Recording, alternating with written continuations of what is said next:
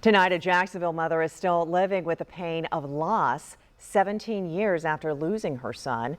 Derrell Baker was just 17 years old when he was shot and killed while walking along Lenox Avenue on the west side nearly 2 decades ago.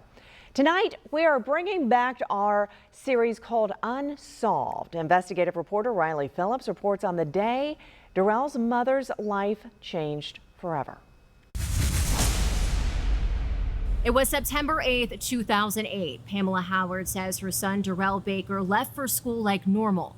But hours later, she would find herself calling around to hospitals asking if her son was there, only to find out he had been murdered, and the people who did it still have not been found. It was absolutely the worst day of my life.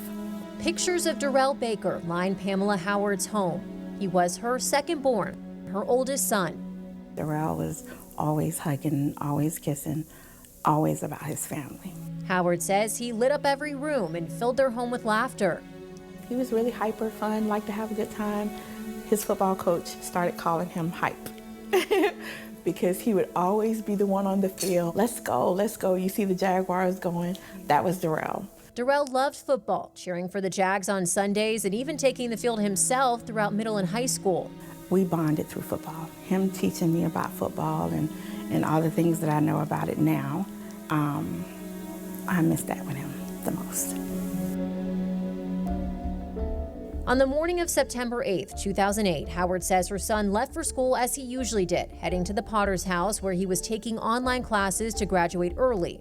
But she didn't know something was wrong until she got home later that day. So by the time we got home, it was around the same time I would get home from work.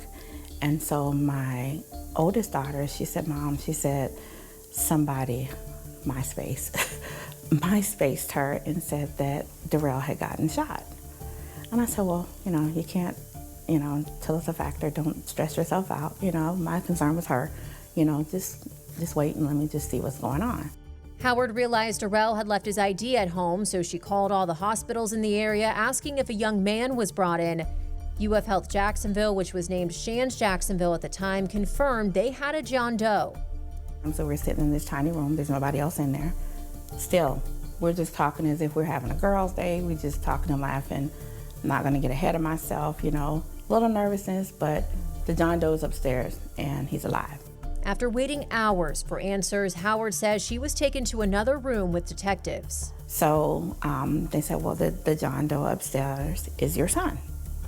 So a part of me kind of sighs a little bit, takes a deep breath, because he said upstairs, right? So I'm taking a deep breath.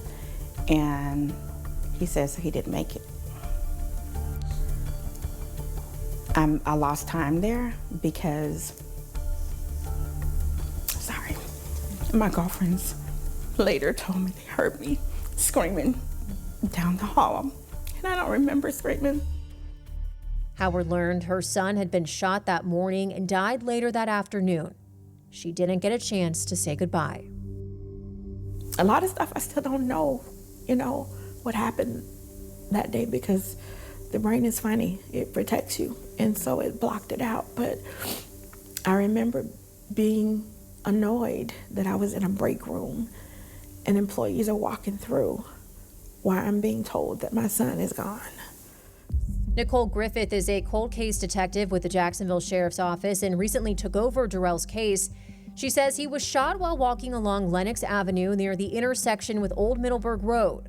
We know that there's multiple suspects involved, and we know they were traveling in a white sedan.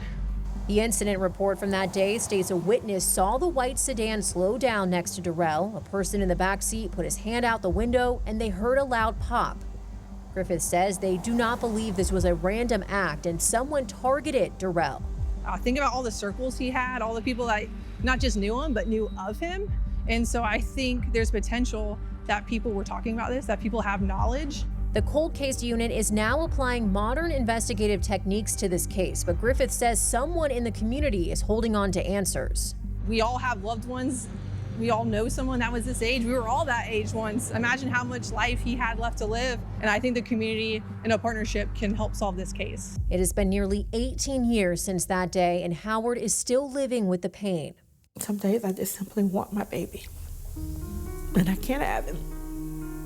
because somebody made a decision that I have to live with until I leave here. She has since started the DSB Foundation in Derell's honor as a way to give back to the community. Howard believes someone knows something about her son's death, and she hopes after all this time, someone will finally speak up. You can make a difference. Don't think about what if, not what you can get out of it. Just do the right thing. You would just be surprised in the ways that it change your life. That's what I would just say, to just do the right thing. JSO stresses someone in the community knows something about this case. If you have any information, contact JSO or First Coast Crime Stoppers at 866-845-TIPS. You can remain anonymous. I'm Riley Phillips, First Coast News, on your side.